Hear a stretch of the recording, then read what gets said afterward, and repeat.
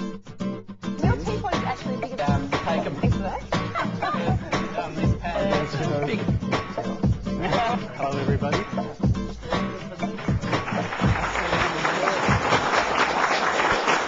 So let's meet the panel for 2006. So let's meet the panel for 2006. Our part-time barista, in the absence of last year's Asad, not feeling too well tonight, Mr. Nazim Hussain.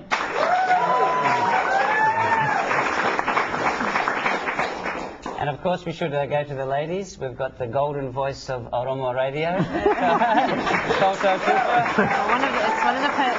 One of the perks being multilingual. And all in green tonight. Actually, my daughter said you're starting to look like Dipsy from the Teletubbies. She's a little one in green, Susan Carlin.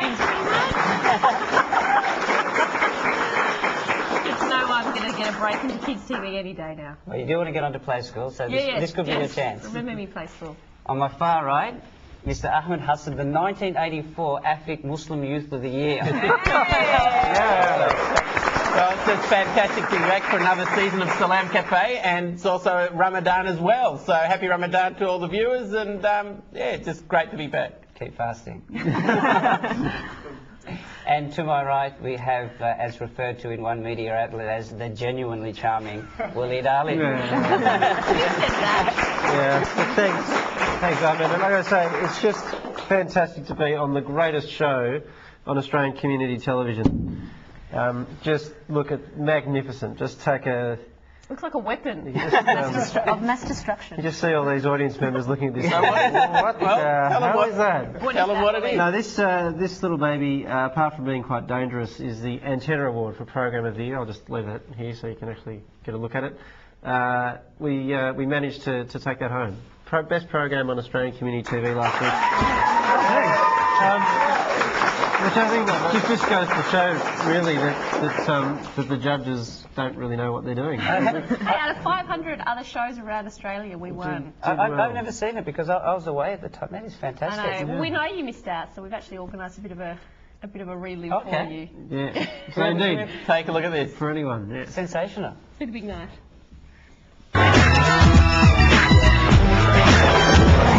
And now for the business end of the evening, the one that I suppose we've all been waiting for, Program of the Year. This year, judges were inundated with programs submitted from all around the country, and were pretty much astounded by the quality of all of them. And the winner of Program of the Year, no surprise, Salam Cafe.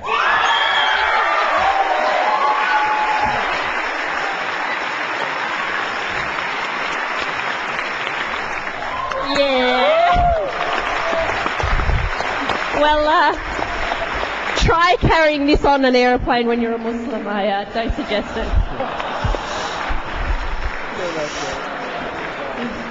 Look, we were told it was no surprise, but we were very surprised. I don't think any one of us expects to be up here, and when we didn't get the sought-after award of Best Faith-Based Program, things signs went really good. But it's a fantastic honour. We'd like to thank everyone involved. We'd especially like to thank all our fans, especially those guys who live in Cronulla. Apparently they love us there. Thanks a lot. Thanks, Sasha. Go, Sash.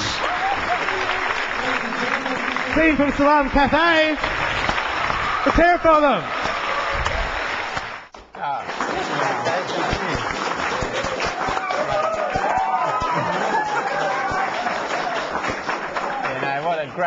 It was a great honour, and thanks to Channel 31, RMITV, everybody. And how about that compere saying no surprise, Salam Cafe? Now, I was completely surprised that we won the final award. We were nominated for 5 events, and I thought we'd won number 1, 2, 3, 4, and not number 5, not the best program. Just pick up a lazy 4. Yeah. No, I turned to the guy behind me, and I said to him, look, when we win the first one, I said, you take a photograph like this. The second one, take this sort of photo. Third one, take the fourth one. This is the kind of photo I want you to take. So we lost the first one, the second one, the third one. By the fourth one, the guy goes to me, are you sure you want me to take a photograph of the next one? And I said to him, by the fifth one, I said, no, look, don't worry about it. But he insisted. He took it away from me. And when we actually won at Salam Cafe, I remember I just went crazy because I didn't know that we'd won. And he took a picture. I haven't got it with me, but it's me just doing something like that. Absolutely. How's it go again? One more time. It was pretty bittersweet for me because I was actually away at the time. I was overseas. And I got an SMS from Ahmed. And you know, sometimes SMSs, you get half the message and it said, we've won nothing. And then I had to scroll down, except Program of the Year. So I was like, oh, it's fantastic. I was really wrapped. So that's a great effort, guys. Well done. So there's a lot to live up to this season, so we've got to make it a good one. The pressure's on. The pressure's on. Speaking of other exciting events, I think our Salam Cafe to go have got something intriguing to show us. Well, there's been many exciting events in Australia recently. Yeah, especially in the Muslim community. As always. There's nothing bigger than an Imams conference. So let's take it to the Imams conference, Salam Cafe to go.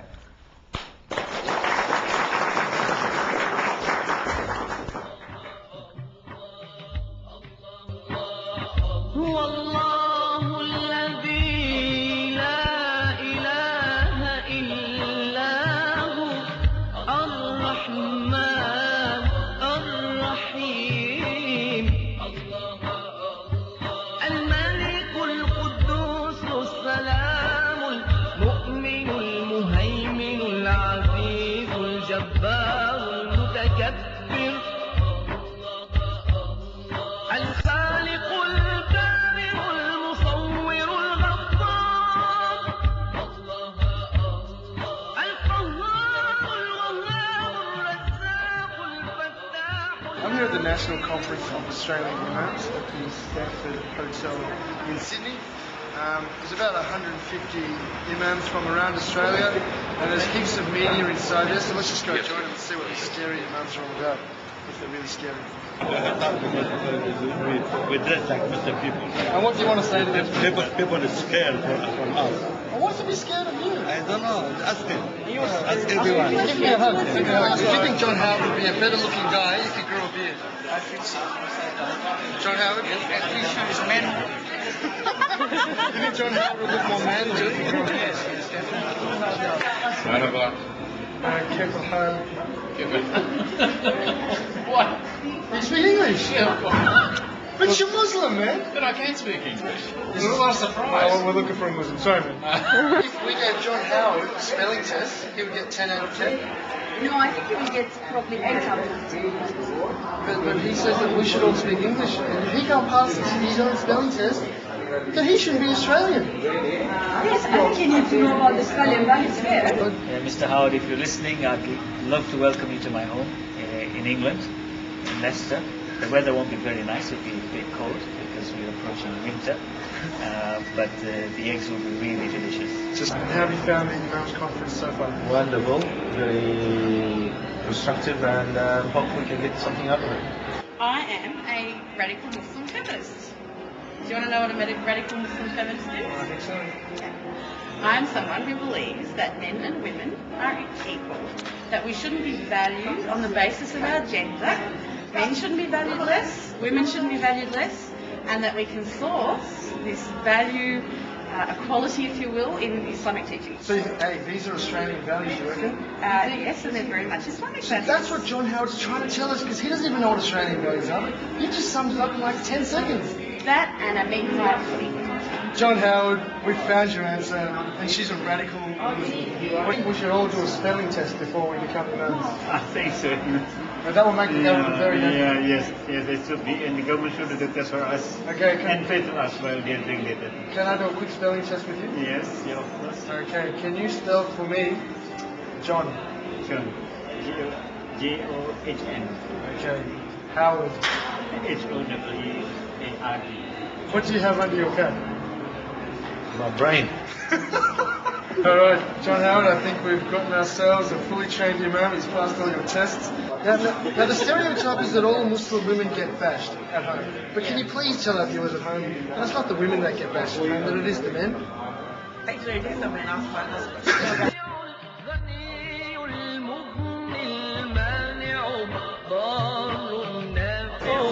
John Howard.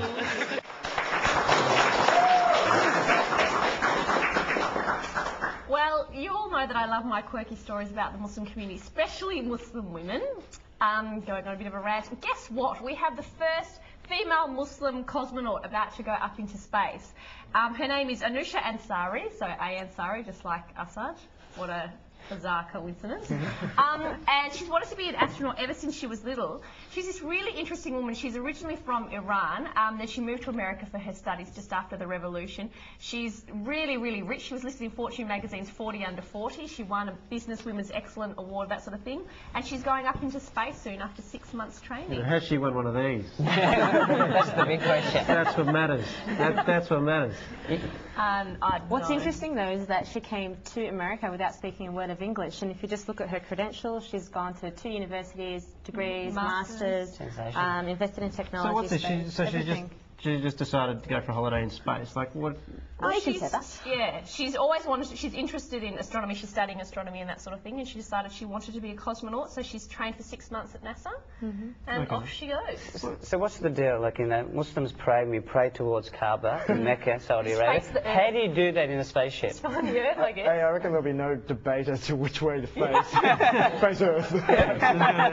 Praying on the flying carpet. Fasting. How do you know when the day? It could be like a half-hour day. The lunar day. That's it. Or it's like you get your prayer mat in zero gravity. Your magic It carpet. becomes like a flying carpet. She said she's Iranian background, yeah? Because about a year ago we did a segment with the first Muslim women on Mount Everest. Yep. Right? Iranian? And they were Iranian as well. Looks like the Iranians are running the world. Okay, let's... well, that's a good note to finish. Let's just go to the break on that note, and we'll be back in a moment.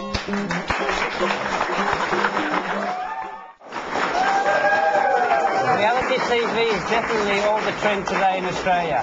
And now the Muslims even have their own show. Let's have a look at it.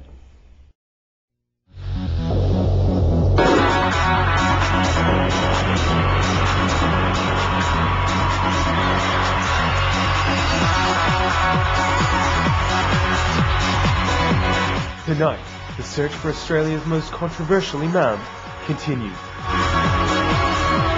After a recent Sydney audition, it's now Melbourne's turn to come up with some talent.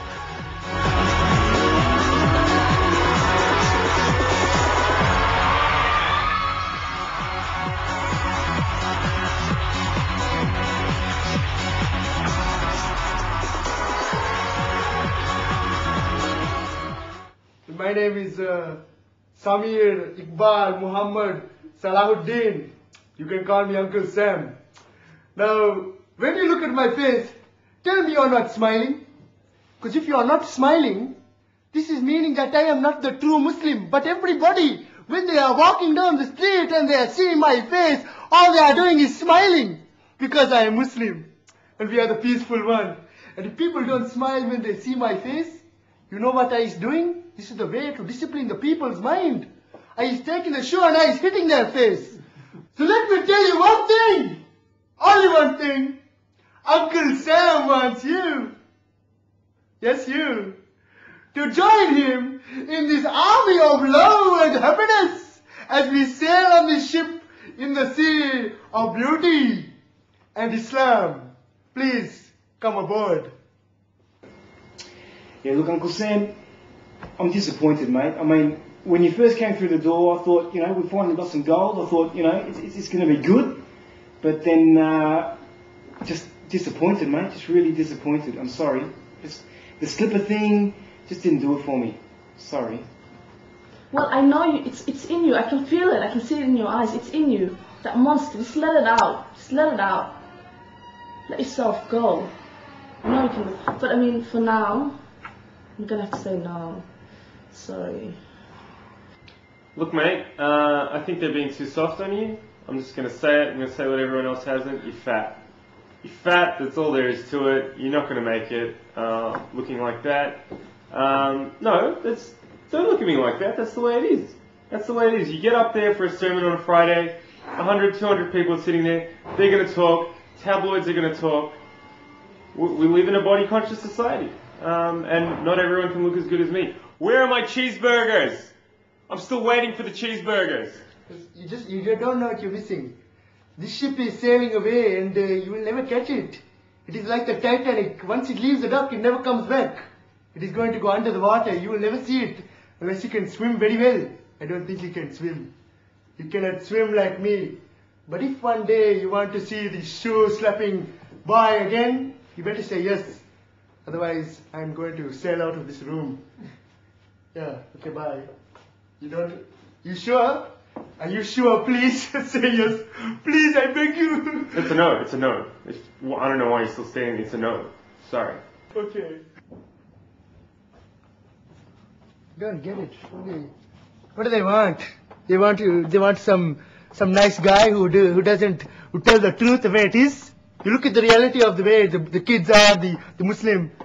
They want some Santa Claus. Just because I got beard, I'm not going to give them hugs and presents down the chimney from India. They don't get it. Sometimes they just don't get it.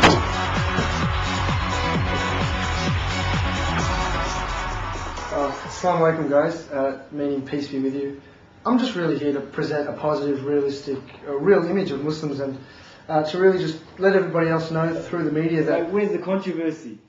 You're not here to do that? Okay, well, I am Get out, that's not what we're looking for. Sorry, mate. Come on. Okay. Thanks, guys. And you're fat.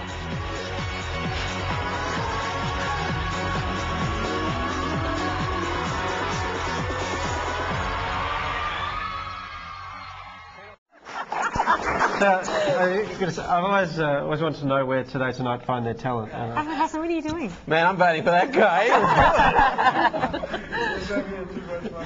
Enough frivolity, enough frivolity. We've got a very important guest with us tonight, Gorka Arjulu. She's a director and writer of theatre and a very popular show that's been in Melbourne and is moving to Sydney very soon. It's called The Habib Show. So a big warm Salam Cafe welcome to Gorka Arjulu.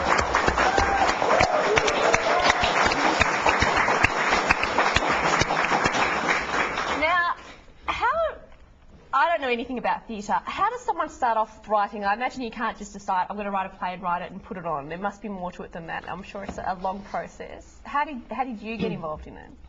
Well, I first became interested in acting when I was 3 years old. When people told me that I was a bit of a drama queen and you should be an actress. And I thought, okay, that sounds really good. I might do that.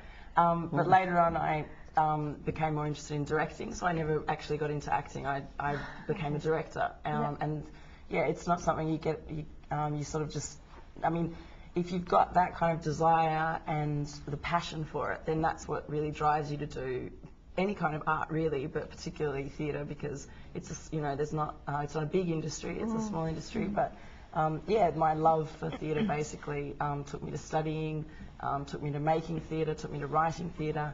And yeah, it's just a long process of doing it, getting better, getting more feedback, and basically it depends on the audiences, really. They're the ones who decide whether... Yeah, we know about that, don't we? Yeah, but you've done really well, obviously. I mean, there's the Habib show, which was just finished in Melbourne recently, and we'll get to that in a second. But you've done a fair bit of work before that as well. So can you just sort of take us through the type of stuff that you've been doing? Yeah, well, I came down to Melbourne 2 years ago, and I came down to study a year of directing at the Victorian College of the Arts, and then I basically stayed there here, and I've been doing theatre for the last couple of years here. But before that in Sydney, I had also written and directed a number of shows. The last one I did was called Love, Madness and Poetry, and it was a show I did in Sydney, which I wrote. Was basically I had Shakespeare's Romeo and Juliet and the Middle Eastern Layla and Majnun on stage together, brought them together, and that's really interesting. Yeah, East meets West. Yeah, basically. Yeah. Did they get along, or like what Well,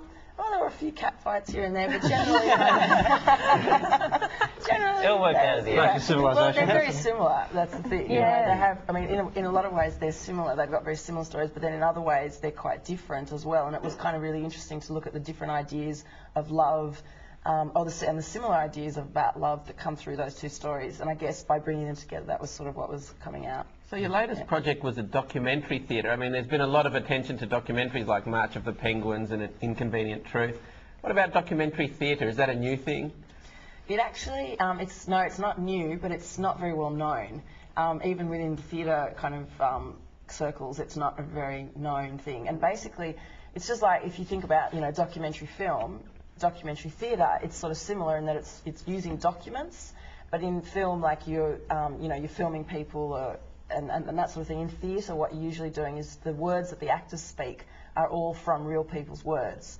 So, for example, in the Habib show, basically the whole script and everything that the actor, 99% of what the actors said, was transcripts from from television programs, from radio, from interviews that I did with Mamdouh and Maha Habib, newspaper articles, essays, all that kind of stuff. And basically, I put it all together. And it's really, really powerful when you're there in a room watching a show and you know that everything that's being said has actually been said by a real person. So, for example, if you had Philip Ruddock, the character of Philip Ruddock talking, they were Philip Ruddock's words. So it was kind of like just putting together the history in front of the audience. Not really. Basically, well, the way that I'm interested in doing documentary theatre, and I hope to keep doing that kind of thing, is that you take the real people's words and put them together in a way that's basically, in a way it's a documentary of a period in time or about a particular issue.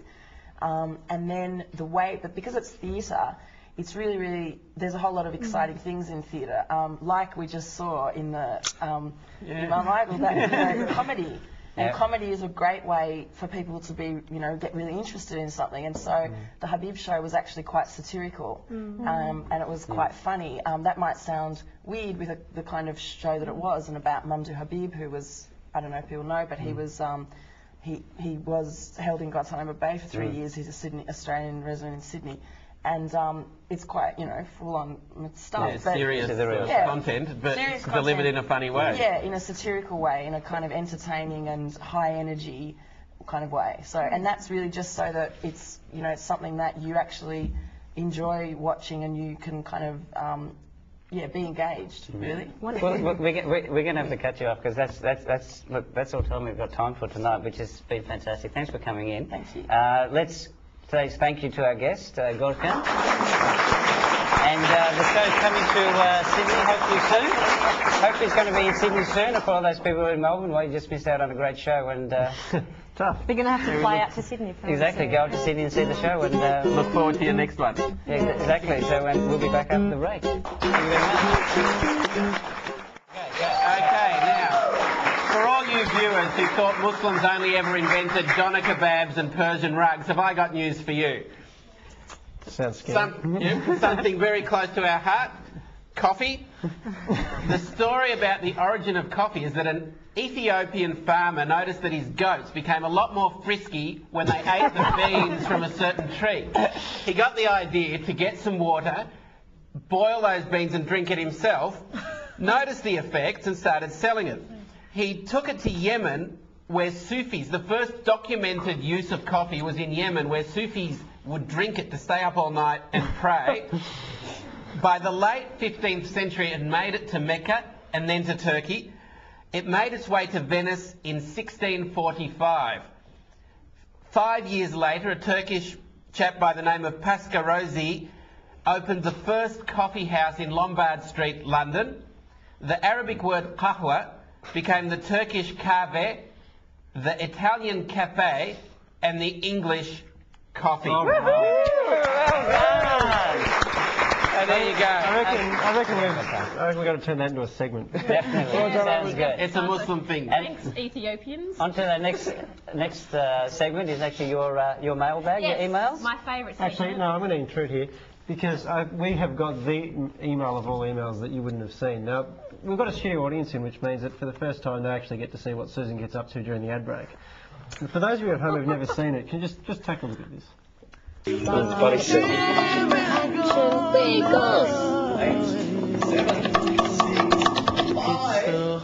up, Jeff!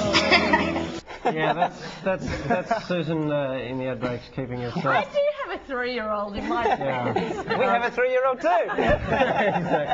Exactly. So what happened is, without Susan actually being aware of this, we got an email from a young lady named Yasmina Shawi, who you might remember was a guest on the program previously. And that email consisted of really no text, but just a picture that she'd made up. She's a great little artist, and here it is. Worth 1,000 words.